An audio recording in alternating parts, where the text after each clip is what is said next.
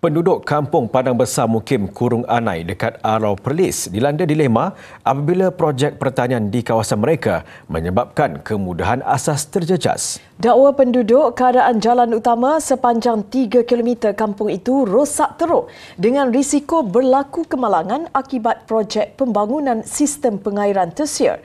Perinciannya dalam Turun Padang. Penduduk yang ditemui memaklumkan masalah jalan itu berlarutan sejak 4 tahun lalu. Ia menjejaskan kira-kira 500 penduduk kampung yang menempuh perjalanan harian dengan jalan teruk berlubang, mendapan dan tidak rata. Menurut mereka, sejak projek pengairan bermula Mac 2021, lori dan trailer keluar masuk membawa bahan binaan yang menyebabkan kerosakan jalan. Difahamkan kontraktor diberi tempoh sehingga September lalu untuk menyiapkan projek. Namun setelah selesai, jalan tidak diturap kembali dengan sempurna.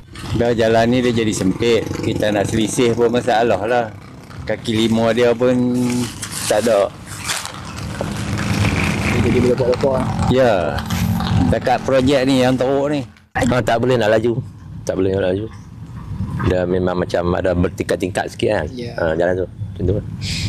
Oh, tinggi rendah macam tu. Tinggi rendah.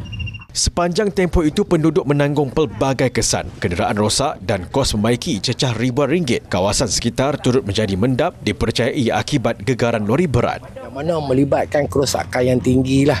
Maksudnya mereka terpaksa senggaraan kenderaan dengan menggunakan wang yang banyak. Jadi pihak kami ni menuntut supaya pihak kontraktor dapat melaksanakanlah tugas dan tanggungjawab dia.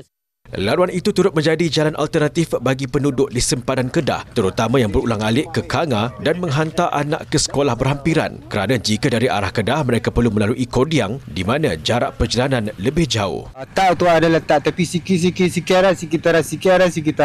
Kereta pun rosak. Kita hari-hari lalu, sekarang kita ikut jalan tu belakang sana punya.